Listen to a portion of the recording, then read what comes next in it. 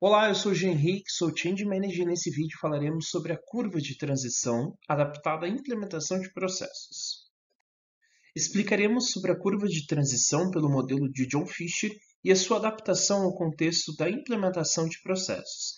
Também falaremos sobre a identificação dos estágios emocionais durante a mudança e como eles influenciam a energia para mudar. Daremos também dicas para gerenciar as emoções e manter a motivação ao longo da curva de transição. A teoria U é uma das teorias muito utilizadas quando se fala de gerenciamento de mudança. É um conceito desenvolvido pelo pesquisador alemão Otto Scharmer, que se concentra na transformação pessoal e na liderança eficaz, especialmente em um contexto de mudança organizacional e social.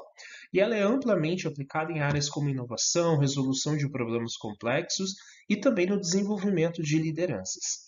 A teoria U ela é representada graficamente por uma letra U e envolve um processo de aprendizado em forma de jornada, que consiste em três fases principais.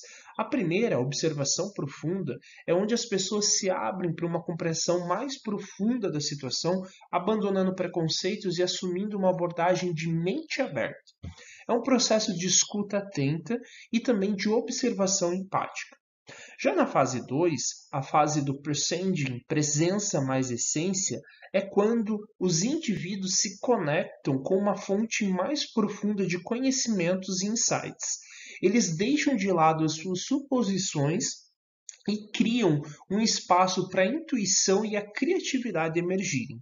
É um estado de consciência elevada, onde se tornam mais sensíveis às necessidades e ao contexto. Após essa segunda fase, nós temos a fase final, que é a fase 3 de realização, onde a pessoa ou a equipe ela começa a agir com base no novo entendimento e na visão que emergiram durante as fases anteriores. Isso pode envolver a criação de soluções inovadoras, mudanças organizacionais ou qualquer ação concreta que seja consistente com a visão recém-desenvolvida. A teoria U ela enfatiza a importância da escuta profunda, da reflexão e da abertura para perspectivas diferentes, bem como o desenvolvimento de uma presença plena com base para a liderança eficaz e a resolução de problemas complexos. Ela é frequentemente aplicada em organizações que buscam inovar, adaptar-se às mudanças significativas ou resolver desafios complexos. De maneira resumida, ela entende que o indivíduo e a mudança, principalmente, começa de dentro para fora.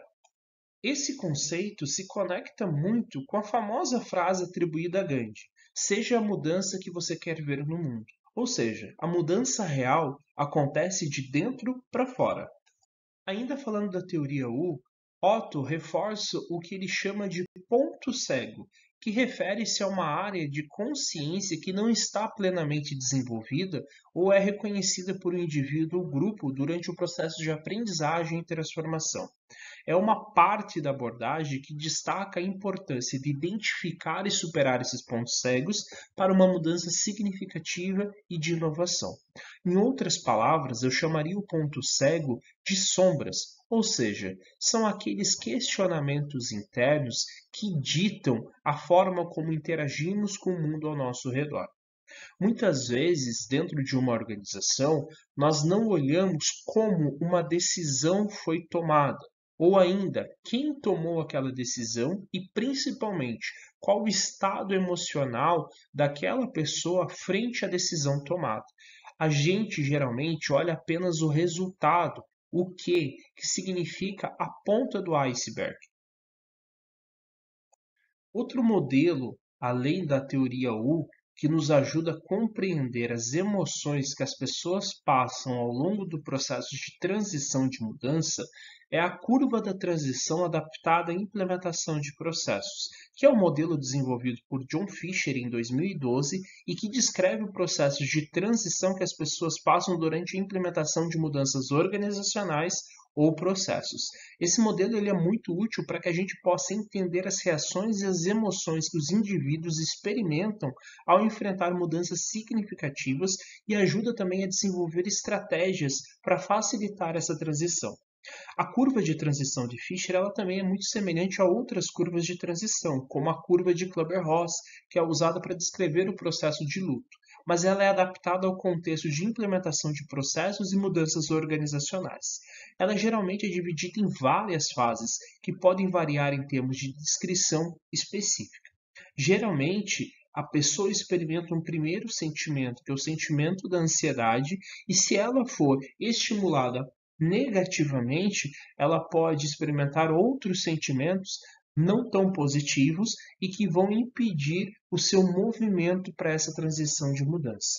Sentimentos como a incerteza, temor, uma crise, uma culpa interna, um processo de negação, elas podem adotar posturas de desilusão e até de depreciação, que é quando ela, não acreditando na mudança, passa a influenciar negativamente as pessoas ao seu redor.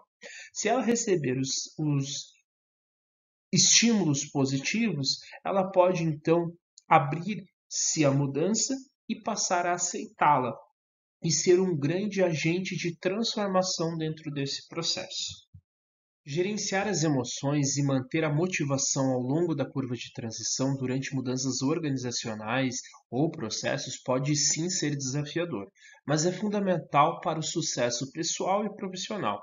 E aqui eu apresento a vocês algumas dicas para que esse processo possa ser mais motivador. Número 1. Compreenda a curva da transição. O primeiro passo é estar ciente de que a transição seguirá uma curva com várias fases. Isso pode ajudar a normalizar as emoções que você está sentindo e entender que elas são partes do processo e dessa jornada. Número 2. Pratique a autocompaixão.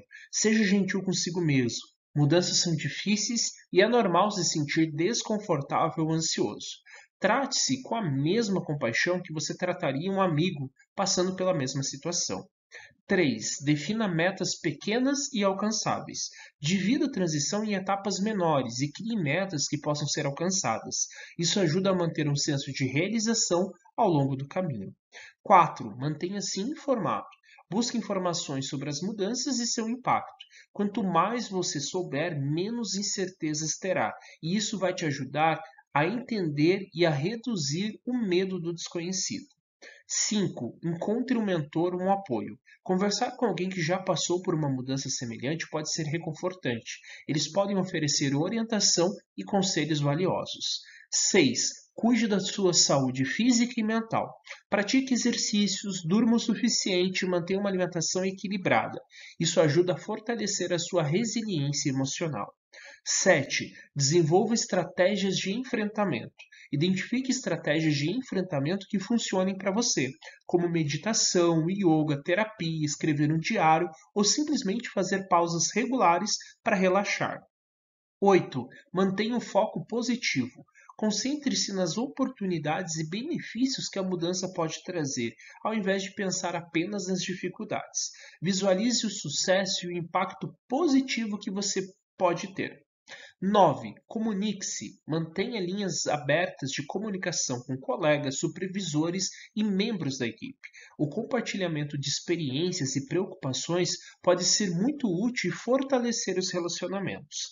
10. Aprenda com a experiência. Ao final da transição, reflita sobre o que você aprendeu e como cresceu como resultado da mudança. Essa autorreflexão pode ser valiosa para futuras transições. 11. Esteja aberto a ajustes. Às vezes, as mudanças não se desenrolam conforme planejado. Esteja disposto a ajustar suas abordagens e estratégias à medida que a transição progride. Lembre-se que a curva de transição é uma jornada que todos enfrentam em situações de mudança.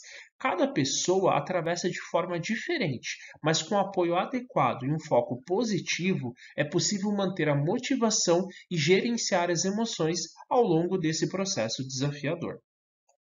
Outro ponto importantíssimo a se considerar numa transição é a energia colocada nessa mudança. Nesse processo, nós poderemos encontrar pessoas que eu chamaria de facilitadoras ou as pessoas dificultadoras. A diferença está na atitude que a pessoa toma frente a essa mudança que é imposta. Vale reforçar aqui também que ninguém tem a capacidade de mudar ninguém. Nós não mudamos pessoas, nós preparamos cenários, facilitamos ambientes para que as pessoas possam, por si só, ter a consciência da necessidade de mudança. Eu espero que você tenha gostado desse vídeo e até o próximo vídeo.